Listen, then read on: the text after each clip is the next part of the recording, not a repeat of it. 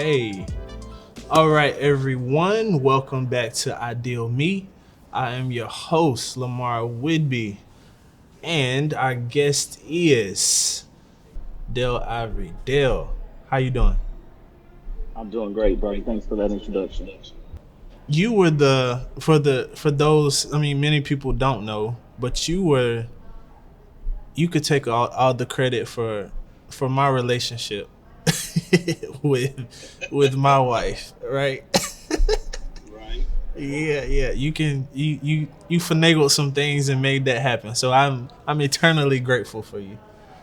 Not a problem. Not a problem. It's always good when you can see good people come together. So even though I had to kind of put you in the headlock to get you to lock you down, but it's good. It's good. Cool. So, like I said, get into it. You are a father. Um, you're a father, and you're a dedicated father. You're in your children's life. Um, so when I say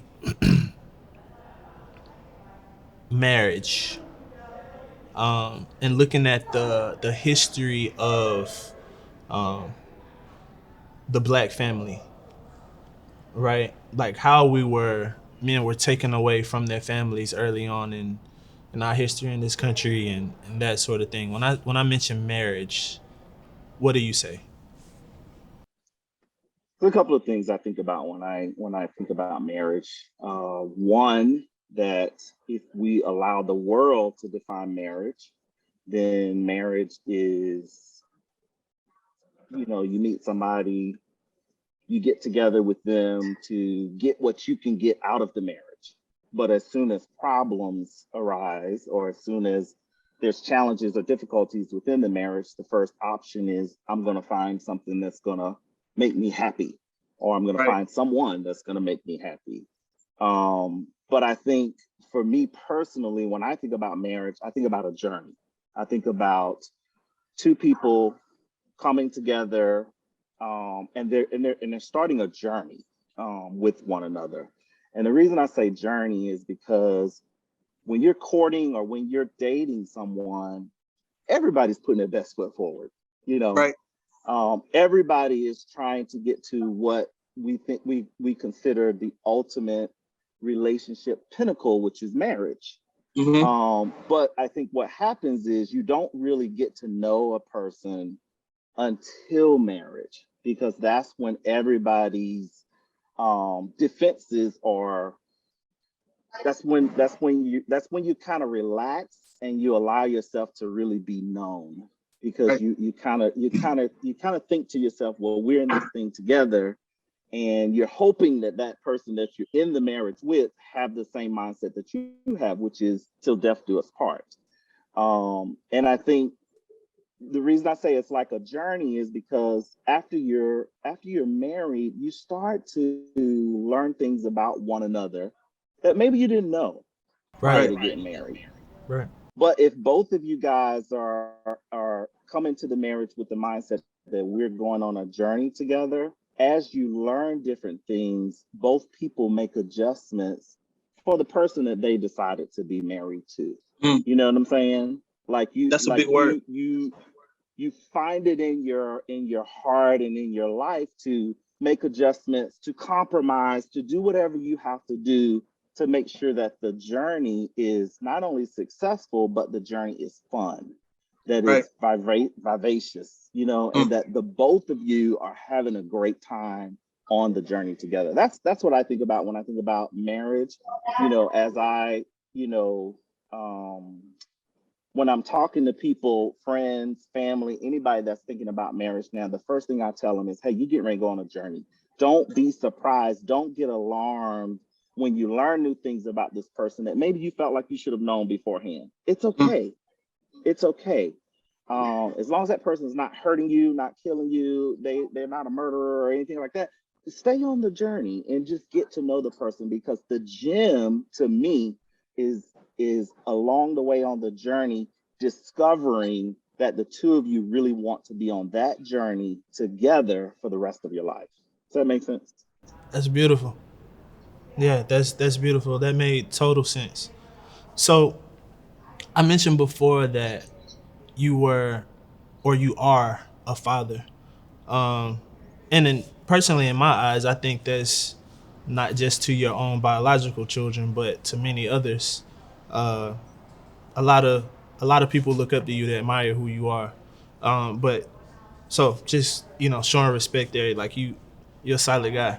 Um, but looking at the dynamics of your own family, right? And I mentioned, let's say divorce. How does that impact you, one, and how does that impact your children, your relationship with your children? Yeah, that's a great question. Having gone through a divorce, um, it's challenging. I mean, I'll just tell you straight up, it's challenging. It puts a lot of strain, not just on your relationship with your children, because I think as adults we can get through that, and that's not a problem. Mm. But I think it puts a lot of strain on the kids, and I'll give you a couple of examples. For one, me and my daughter, we just had this conversation recently because I'm really actively working very hard on my relationship with my kids because I see how the divorce has affected them. And Right. I was talking to my daughter, and I was just sharing with her just about my own personal challenges with having gone through a divorce and how tough it's been, and how I lost so many of of what I considered to be my close relationships and my close friendships.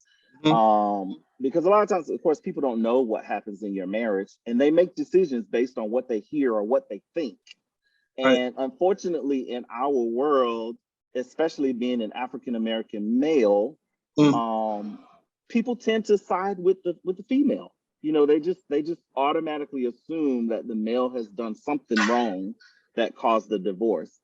So anyway, back to my kids. I was talking with my daughter, and I was like, I was just sharing. I was actually, pretty broke down and just kind of sharing with her how sorry I was for how much, me and her mom divorcing and me not being in the home, how much it Right. has affected her. And she just broke down and started crying. And I was like, well, baby, what's wrong? Why are you upset? And she was Mm. like, Dad, she said, when you guys shared with us that you were separating, because at that time we didn't tell them we were divorcing, we just said we were separating, we were going to be living in two different homes. And she said that was the worst day of her life. She said she felt like her world crumbled.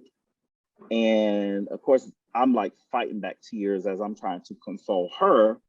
And I said, well, tell me what were you feeling? What were you thinking? And she said, the thing that hurt me the most was one, that you guys were separating, but that she felt so powerless. Like she felt like she couldn't do anything.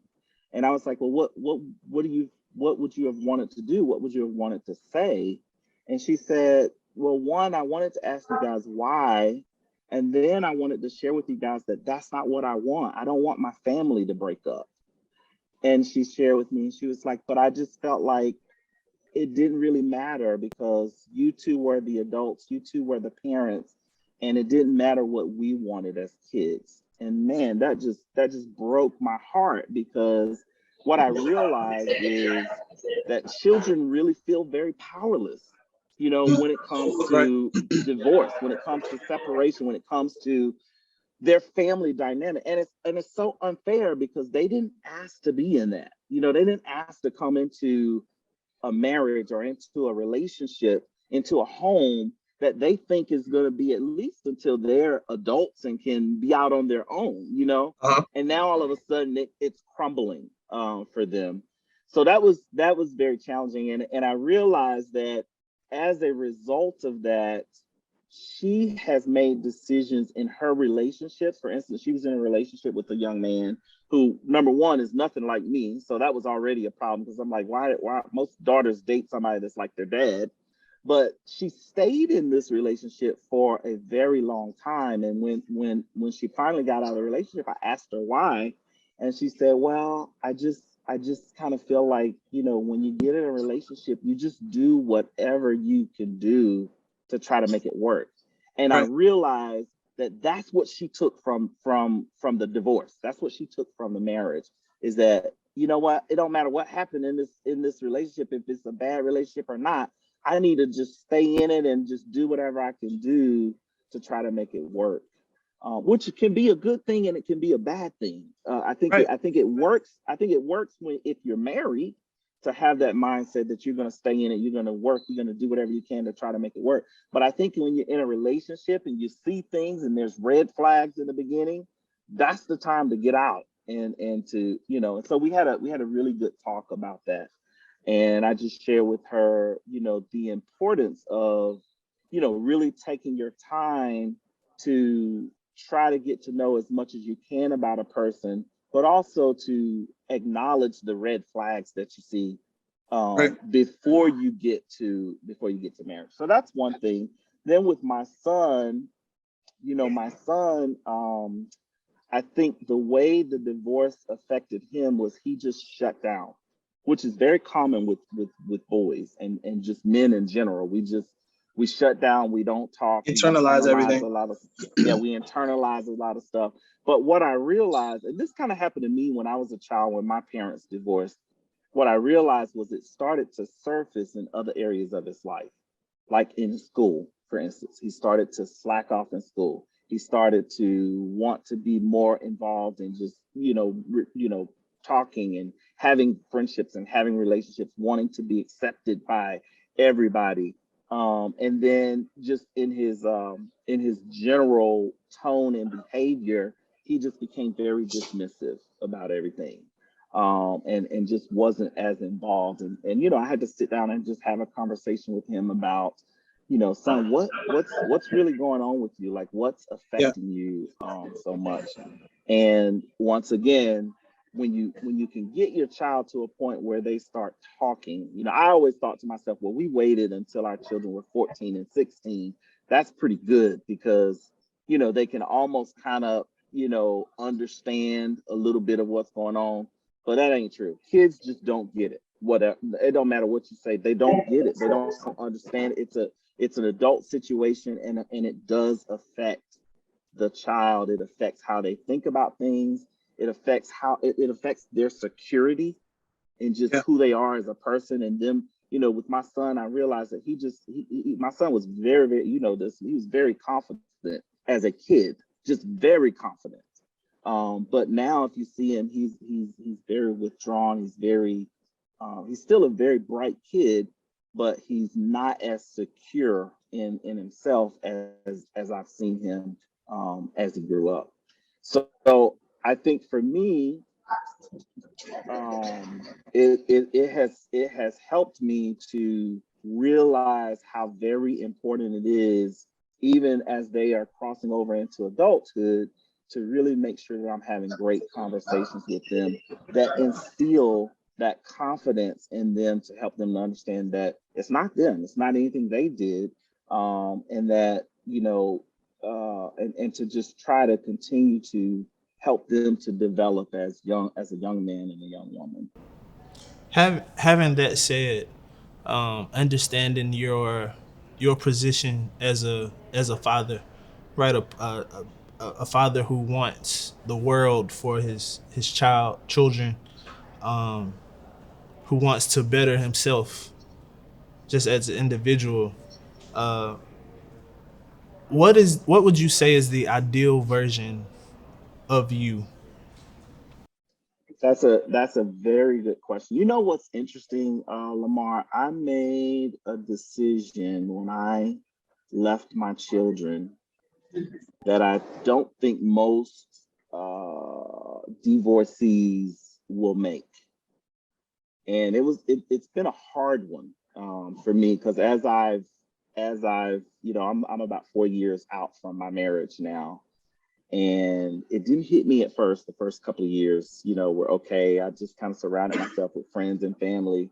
But I think at least the last year, I'd say the last year and a half, it's kind of hit me really hard. Mm. Just realizing the loneliness, the friendships that I thought were my closest and deeper relationships, realizing that they're not so deep, they're not so close. It's been very hard, but I made a decision when I left when I left my marriage that I was not going to bring my kids into another relationship until they were adults. I I felt like that was the least I could do for my kids, because they didn't ask to be in that situation. And I feel like they deserve to have the individual attention of their father, you know. So when I think about the ideal self of myself, I mean, as you alluded to when you introduced me, one of the things that I do is I think about people. I think about, I'm always kind of putting people above myself and putting their needs before my own, because I think that's important. I think that's what God would want me to do. But as I've also grown, I've realized that I got to take care of Dale. You know, I've got to take care of Dale. I need to make sure that that my mental is good, that it's strong, that I'm doing the things that I need to do to always be present, Right. in every situation, whether that's I'm talking to someone, whether I'm on a job, or whatever it is I'm doing. I want to be in the moment. I want people to feel that, Dale is present in this particular moment. And so that's kind of what I think about when I think about the ideal self, is just making sure that my mental, my physical, my spiritual health is good, that I'm taking time to take care of those things, and not just always putting other people's needs, wants, desires above that, which I can tend to do. Because I think my love language is giving and taking care of others. I enjoy that. But I've learned that I need to also take care of me, and make sure that I'm taking care of my needs. So if I put that into, just the topic of the ideal me, I think that's where I'm at. I'm just learning that I gotta take care of me. Gotta make sure that I'm getting my own needs and things taken care of. That's beautiful. We don't tend to seek self care, right? And acknowledging our own needs and desires. So Dale, I love you, man. I thank you for coming on and sharing that, uh just that perspective, one that I feel needs to be discussed and talked about and just shared. So yeah, again, thank you, and that'll do it. Ideal me, Dale Ivory. I would ask about your social media and stuff, but I know you don't really do that. Not yet. I'm like I said, I'm devoted to taking care of my kids right now. But in a year, In a year. I'll be social media bound. There we go. But yeah, Hey, man. thank you so much, Lamar, for having me on the show, man. I just want you to know I'm super proud of you and super proud of all that you are trying to accomplish, man. I think it's a beautiful thing. So My God, thanks my for having God. me on. Thank you. And that is a wrap.